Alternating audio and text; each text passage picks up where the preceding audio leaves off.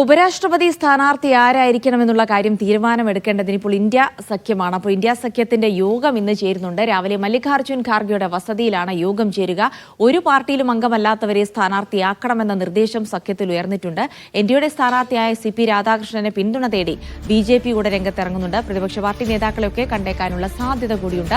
തൗഫീഖ് അസ്ലം വിവരങ്ങൾ നൽകും. തൗഫീഖ്, BJPയുടെ ഉപരാഷ്ട്രപതി സ്ഥാനാർത്ഥി നിശ്ചയിച്ചു കഴിഞ്ഞാൽ ഇപ്പോൾ ഇന്ത്യ സഖ്യത്തിന്റെ ഊഴമാണ്. സ്വാഭാവികമായിട്ടും ഏതെങ്കിലും ആളുകളൊക്കെ അവരുടെ പരിഗണനയിൽ ഉണ്ടാകും. അത്തരം പേരുകൾ പുറത്തു വരുന്നുണ്ടോ? എന്തൊക്കെയാണ് മുൻഗണന കൊടുക്കുന്നത് ഇന്ത്യ സഖ്യം ഉപരാഷ്ട്രപതി സ്ഥാനാർത്ഥിക്കായി?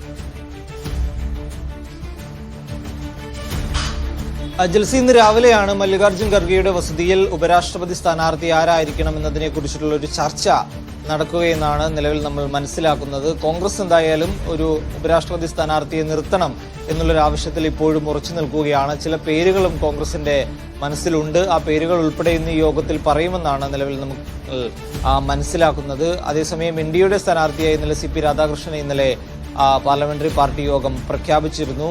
അതുകൊണ്ട് തന്നെ എത്രയും വേഗം പ്രതിപക്ഷത്തിന്റെ സ്ഥാനാർത്ഥിയെയും കൂടി പ്രഖ്യാപിക്കുക എന്നുള്ളതാണ് ഇപ്പോൾ ഇന്ത്യ സഖ്യത്തിന്റെ മുന്നിലുള്ള ഒരു ലക്ഷ്യം. ഇന്ത്യ സഖ്യത്തോട് അടുപ്പമുള്ള അല്ലെങ്കിൽ പ്രത്യേകിച്ചൊരു പാർട്ടിയോടും മമതയില്ലാത്ത ആളുകളെ സ്ഥാനാർത്ഥിയാക്കണം എന്നുള്ളൊരു നിലപാടാണ് നിലവിൽ ആ സഖ്യത്തിലെ പാർട്ടികൾക്കുള്ളിൽ നിന്നും ഉയർന്നു വന്നിരിക്കുന്ന ഒരു അഭിപ്രായം. അതുകൊണ്ട് അതനുസരിച്ചുള്ള ആരെങ്കിലും ആയിരിക്കും പരിഗണിക്കുക എന്നാണ് നിലവിൽ ലഭിക്കുന്ന വിവരങ്ങൾ. അതേസമയം ഈ CP രാധാകൃഷ്ണനെ പേര് പ്രഖ്യാപിച്ചതിന് പിന്നാലെ DMKയും ശിവസേനയും ഒന്നും വലിയ എതിർപ്പ് ഇതുവരെയും അതിനോട് പ്രകടിപ്പിച്ചിട്ടില്ല. അതുകൊണ്ട് DMKയുടെയും ശിവസേനയുടെയും എല്ലാം നേതാക്കളുമായി രാഹുൽ ഗാന്ധി ഒരു ചർച്ച നടത്തുമെന്നുള്ള വിവരങ്ങൾ കൂടി ഇപ്പോൾ ലഭിക്കുന്നുണ്ട്.